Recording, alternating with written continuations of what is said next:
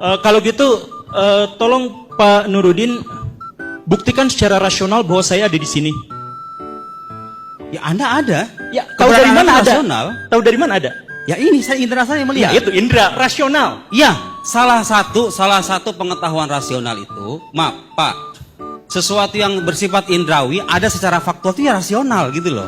Pak Arbi ada di sini, Pak ini ada di sini. Itu Enggak. rasional. Bapak tadi mengatakan Allah tidak bisa diindra. Iya. Karena itu pembuktiannya hanya dengan menggunakan rasional. Itu kan hal gaib, Pak. Bapak kan hal yang tampak. Iya, betul. Maka sebentar saya mau nanya ini yang paling dasar aja Iya, dulu ya. saya jawab. Saya nanya yang dasar Saya ya. jawab. Bapak tadi mengatakan bahwa Allah tidak bisa diindra. Iya. Karena itu untuk menguji keberadaan Allah adalah dengan rasional. Hmm. Nah, kalau demikian berarti rasional itu bisa dijadikan alat bukti, begitu Iya, kan? iya. Nah, buktikan saya ada di sini. Pak Guru Gembul, itu namanya qiyas ma'al fariq. Itu namanya qiyas ma'al fariq. Pak Guru Gembul, Tuhan itu bersifat non indrawi, Anda bersifat indrawi. Kita nggak berbicara soal Tuhan, kita berbicara pembuktian rasional dulu. Iya. Buktikan saya ada di sini secara rasional. Iya, satu, secara indrawi saya melihat Anda ada di sini.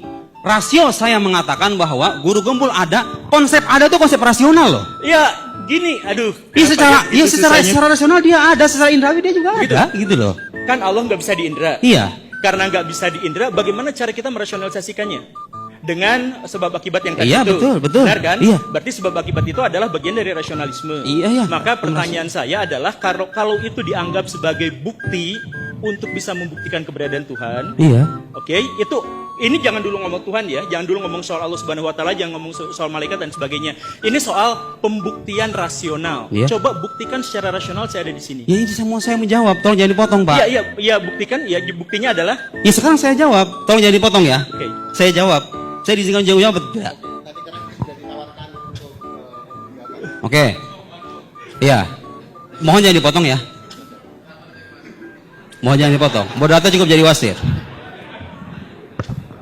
Sesuatu yang ada secara faktual, keberadaan Pak Gembul akan dikatakan rasional. Itu namanya mungkin, sesuatu yang mungkin gitu loh. Secara rasional saya nggak menolak keberadaan Anda. Ketika mengatakan, lihat, Guru Gembul ada. Di sini ada subjek, ada predikat, ada namanya konsep ada. Loh, indrawi Anda tuh nggak bisa loh mandang konsep ada. Mana coba ada itu, di mana adanya? Guru Gembul ada itu, justifikasi Guru Gembul ada. Ya, indra saya melihat keberadaan beliau. Tapi konsep ada itu konsep filosofis loh. Iya. Harus melibatkan rasio. Indra saya hanya melihat apa yang tampak dari beliau ini, gitu loh. Mengatakan beliau ada, itu konsep rasional. Di keberadaan Pak Guru Gembul ketika indra saya mengafirmasi ada di alam luar, rasio saya mengatakan, ya dia ada karena dia punya realitas yang nyata. Ini, begini gitu loh. Nah, beliau mengatakan, ini kan Tuhan bisa dibuktikan secara rasional. Sekarang buktikan saya rasional. Pak, itu namanya qiyas ma'al fariq. Tuhan itu secara non-indra, Tuhan itu non-indrawi, beliau itu bersifat indrawi. Gitu ya? Oke, terima kasih. Maksud saya adalah tadi ya. Jadi kan Tuhan itu goib, kita sepakati bersama, tidak terindra. Oke? Tidak terindra. Karena itu satu-satunya jalan untuk bisa mengindra atau mengetahui Tuhan adalah melalui bukti rasionalisme. Karena indra tidak bisa. Iya. Betul ya? Iya, betul. Nah, artinya apa? Rasionalisme tidak bisa membuktikan apapun tanpa indra. Gitu kan? Oh, kok begitu? Kok dibalik? Ya iyalah. Coba ulang premisnya. Balik. Coba ulang premisnya. Saya belum ngomong ke sana. Coba ulang premisnya. Oh, tenang, Oke? tenang. Coba ulang premisnya. Tenang, penonton. Silakan. Oke. Tuhan tidak bisa diindra. Sepakat ya? Sepakat. Karena itu jalan satu-satunya untuk membuktikan Tuhan adalah dengan rasio. Betul kan? Betul ya? Sepakat ya? Oke. Karena itu berarti rasio itu tergantung pada sesuatu yang diindra. Enggak, Karena apa? Enggak, Pak. Kebalik logikanya. Kebalik apanya? Loh. Ya udah. Oh, silakan. Iya. Jadi sebentar. Iya. Saya ulang lagi dari yang.